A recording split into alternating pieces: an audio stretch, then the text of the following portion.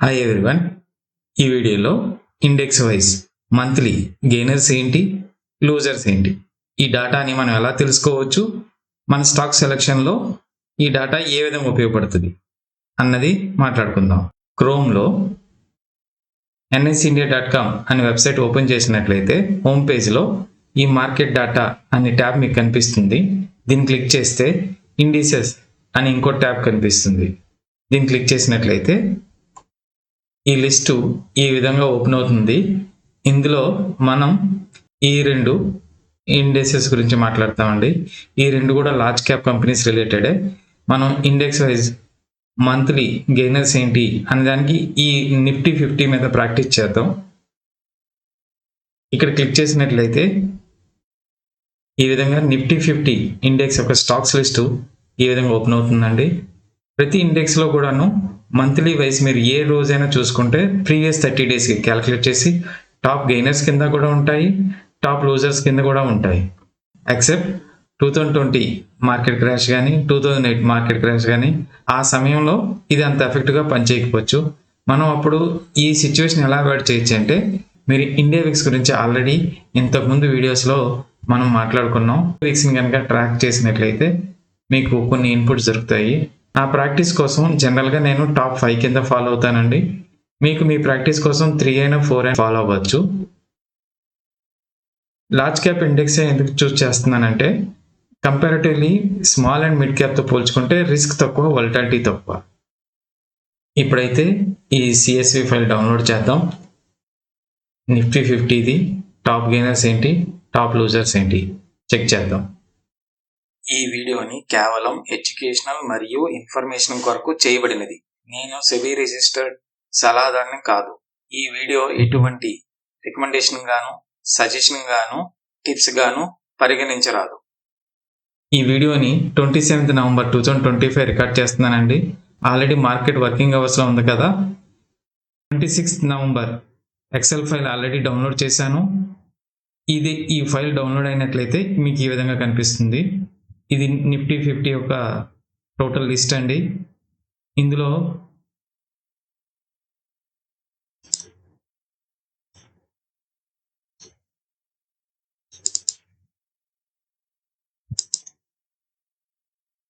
Nifty 50 ఇది monthly 52కి high ఏంటి, లో ఏంటి, దాని వాల్యూమ్స్, టోటల్ షేర్స్ ఏ విధంగా ట్రేడ్ అయ్యాయి, 1 మంత్ చేంజ్ ఏంటి, 1 ఇయర్ చేంజ్ ఏంటి, ఈ కాలం చెప్తుంది.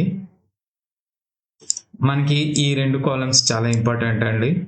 ఇదేమో 1 మంత్ రిటర్న్ ఏంటి, ఇదేమో 1 ఇయర్ రిటర్న్ ఏంటి.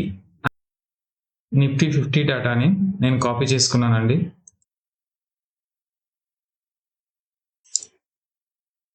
నిఫ్టీ 50 డేటా ఎక్సెల్ షీట్లో పేస్ట్ చేసుకున్నాను.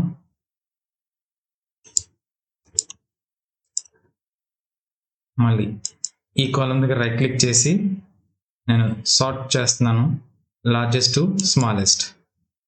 ఇప్పుడు ఏం చెప్తుందంటే, ఈ 1 మంత్ రిటర్న్ వైజు ఈ స్టాక్స్ అన్నీ లార్జెస్ట్ టు స్మాలెస్ట్ అయిపోయిందండి.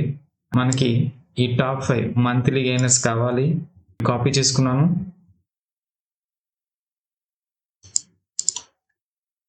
ఇదే షీట్లో మళ్ళీ పేస్ట్ చేసుకున్నాను. ఇప్పుడు స్మాలెస్ట్ లార్జెస్ట్ చూద్దామండి.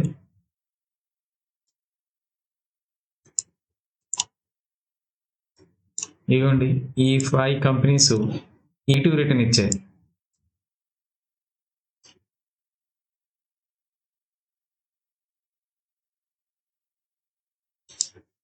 ఆ CSV ఫైల్ డౌన్లోడ్ చేసాం కదండి. ఆ లిస్ట్ని మనం ఈ విధంగా పేస్ట్ చేసుకున్నాం. నిఫ్టీ 50 డీటెయిల్స్ ఇవ్వండి. లాస్ట్ 30 డేస్గా నిఫ్టీ 50 ఎంత రిటర్న్ ఇచ్చింది, లాస్ట్ 1 ఇయర్ ఎంత రిటర్న్ ఇచ్చింది. ఇవి టాప్ 5 గెయినర్స్ అండి, ఇవి బాటమ్ 5 అండి. ఈ టాప్ 5 కూడా ఏదో సమయంలో బాటమ్ 5లో ఉండేవి, ఈ బాటమ్ 5 కూడా ఏదో సమయంలో టాప్ 5లో ఉండేవి. ఏదైనా స్టాక్స్ లోవర్ వాల్యుయేషన్కి వచ్చినట్లయితే ఇన్స్టిట్యూషనల్ బయింగ్ జరుగుతుంది. దానివల్ల వాటికి డిమాండ్ క్రియేట్ అయ్యి వాటి ప్రైస్ కూడా రైజ్ అవుతుంది.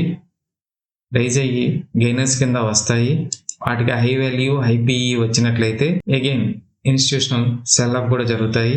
అందుచేత డిమాండ్ అండ్ సప్లై ద్వారా ఇవి ఎప్పుడు కూడా రొటేషన్ మోడ్లో మీకు కనిపిస్తూనే ఉంటాయి. ఏదైనా స్టాకు బాటమ్ 5లోకి వచ్చినట్లయితే ఆ స్టాకు దాని ప్రైస్ బిహేవియర్ ఎలా ఉంటుందంటే అది లాంగ్ టర్మ్ సపోర్ట్ దగ్గర అయి ఉండొచ్చు, లేదా సపోర్ట్ జోన్కి అటు ఇటుగా కన్సాలిడేట్ అవ్వచ్చు. మరియు అది ఈ కరెంట్ ఫాల్ ఏదైతే ఉందో ఈ విధంగా రీజన్ కూడా చాలా ఇంపార్టెంట్ అండి. లాంగ్ టర్మ్ ప్రాబ్లం అయితే రిస్క్ పెరిగిపోతుంది, దాన్ని మనం వాచ్ లిస్ట్లో యాడ్ చేసుకోవడం మంచిది కాదు. అదే షార్ట్ టర్మ్ ప్రాబ్లం అయితే దాన్ని ట్రాక్ చేస్తూ ఉండాలి, ప్రైస్ బిహేవియర్ కూడా, దాని కరెంట్ వాల్యుయేషన్స్ కూడా. ఎగ్జాంపుల్ కోసం కొన్ని సంవత్సరాల ముందు ఎస్ బ్యాంక్ కూడా నిఫ్టీ 50లో ఉండేదండి స్టాకు. కానీ ఆ కంపెనీ యొక్క ఎన్పిఎస్ భయంకరంగా పెరిగి ఆ కంపెనీ యొక్క ఫండమెంటల్స్ బాగా దెబ్బతిన్నాయండి. నిఫ్టీ 50 నుంచి కూడా ఆ స్టాక్ రిప్లేస్ అయిపోయింది. సో ఏదైనా కంపెనీకి వచ్చే ప్రాబ్లం అది షార్ట్ టర్మా లాంగ్ టర్మా, ఈ బాటమ్ 5లో ఉన్న స్టాక్స్ని ఫండమెంటల్ చెక్ చేసి మనం వాచ్ లిస్ట్కి యాడ్ చేయొచ్చా లేదా అనేది ఒక క్లారిటీ తెచ్చుకుందామండి. ట్రెండ్ గురించి ఒకసారి చెక్ చేద్దామండి. ట్రెండ్ కరెంట్ పిఈ 93.6 అండి. దీని 5 years యావరేజ్ పిఈ 159.5 అండి. 10 years యావరేజ్ పిఈ చూసుకున్న ఆల్మోస్ట్ 150 ఉంది. దీని పిఈ చాలా ఎక్కువ అండి, చాలా హై వాల్యుయేషన్ డిమాండింగ్గా ఉంది. దీని సేల్స్ కూడాను ఒకప్పుడు గ్రోత్ కనిపించేది, గ్రోత్ అంతగా లేదండి. సో ఈ స్టాక్నేమో నేను వాచ్ లిస్ట్లో యాడ్ చేయను. ఇప్పుడు టాటా మోటార్స్ ప్యాసింజర్ వెహికల్ ఈ కంపెనీ గురించి మాట్లాడదామండి.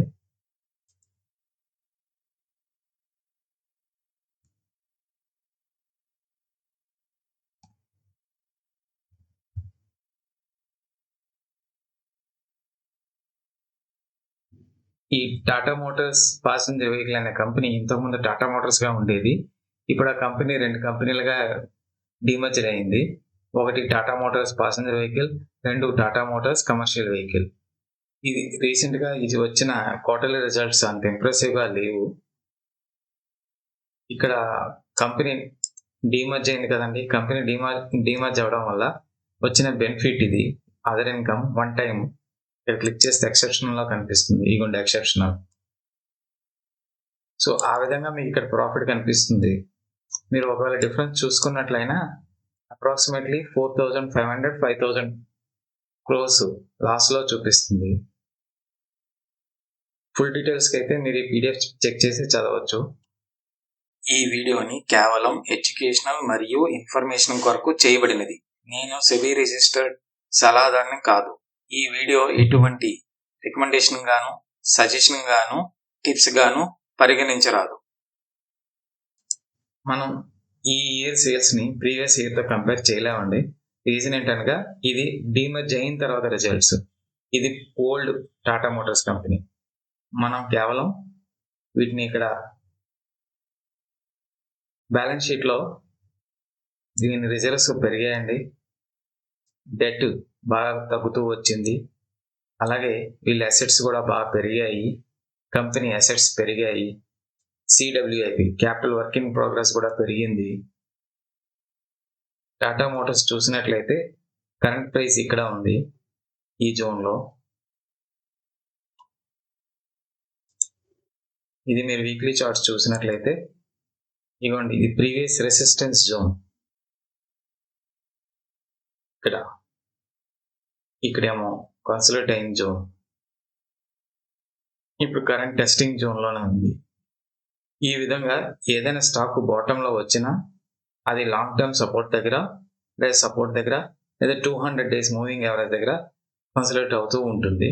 దాని ప్రైస్ బిహేవియర్ మనం గమనించినట్లయితే, ఇలా ఆర్ఎస్ఐ గమనించినట్లయితే ఓవర్ బాట్లో ఉందా, ఓవర్ సోల్డ్లో ఉందా, మీరు ఇలాగా ప్రాక్టీస్ చేసినట్లయితే మీకు ఇంకా చాలా విషయాలు అర్థమవుతూ ఉంటాయి.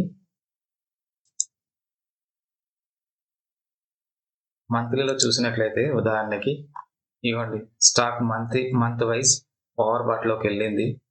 ఇక్కడేమొచ్చి ఓవర్ బాట్లోకి వెళ్ళి తర్వాత కూల్ ఆఫ్ అయ్యి కరెక్షన్ బాగా జరిగింది. ఎప్పుడైనా చార్ట్ మంత్లీలో కానీ లాంగ్ టర్మ్ చార్ట్లో చూసినప్పుడు ఈ చార్ట్ సెట్టింగ్ లాగతంలో ఉంచండి. డైలీలో చూస్తే రెగ్యులర్లో చూసినా మీకు లాగర్థంలో చూసినా రెగ్యులర్లో చూసినా అంత ఎఫెక్టివ్ అనిపించదు. కానీ లాంగ్ టర్మ్ చార్ట్ని ఎప్పుడు కూడా లాగర్థమిక్లోను నార్మల్ డైలీ చార్ట్లో రెగ్యులర్గాను మీరు చూసుకోవచ్చు. తేడా ఏంటంటే ఇది ఇలా తేడా కనిపిస్తుంది.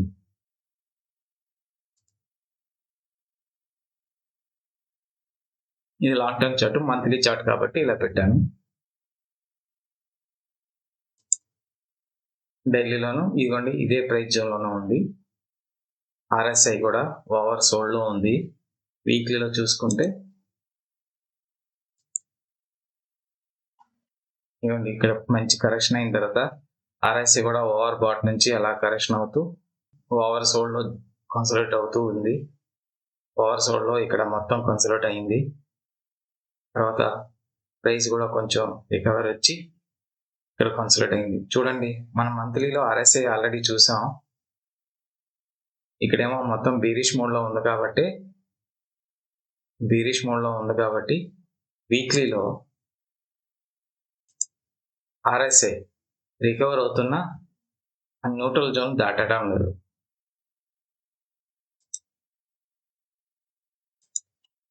ఇప్పుడు స్టాక్ చూడండి ఇదంతా 200, ఇది డైలీ చార్ట్లోకి వచ్చాను.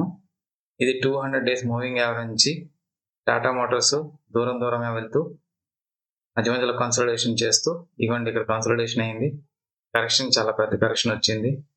ఎందుకనగా ఇవ్వండి ఇదే విధంగా ఇంతకు ముందు కూడా మంచి రైజ్ వచ్చి బాగా కరెక్షన్ వచ్చి మళ్ళీ రైజ్ ఇచ్చి మళ్ళీ కరెక్షన్ ఉంది.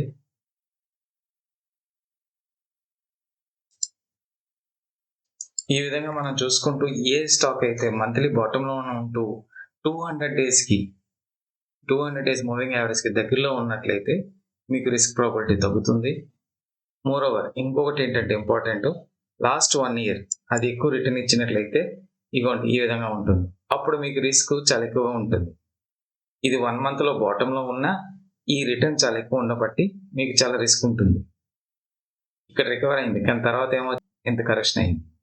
ఇప్పుడు టాప్ గెయినర్స్లో ఉన్న ఏదో ఒక స్టాక్ని మనం ప్రాక్టీస్ చేద్దాం. కరెంట్ రిలయన్స్ చూడండి ఇది కూడాను మంచిగా కరెక్షన్ అయ్యి 200 డేస్ మూవింగ్ యావరేజ్ కిందకు వచ్చింది. ఈ టైంలో కూడా ఇది ఓవర్ సోల్డ్ జరిగింది. తర్వాత బాగా కన్సల్ట్ అయింది. ఇంకా ఒక జోన్లో ఏర్పడి ఇంకా కన్సల్టేషన్ అయింది.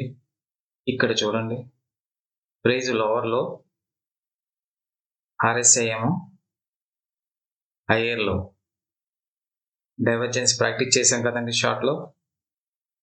తర్వాత మంచి రిటర్న్ ఇచ్చింది. ఇక్కడ డైలీలో మళ్ళీ RSI పెరిగింది. ఇక్కడ కరెక్షన్ అయింది. RSI కూడా కూల్ ఆఫ్ అయింది. ఇక్కడ హయ్యర్ హై మళ్ళీ వచ్చింది. ఇది చూడండి ఇదేమో హయ్యర్ హై, ఇక్కడేమో లోవర్ హై.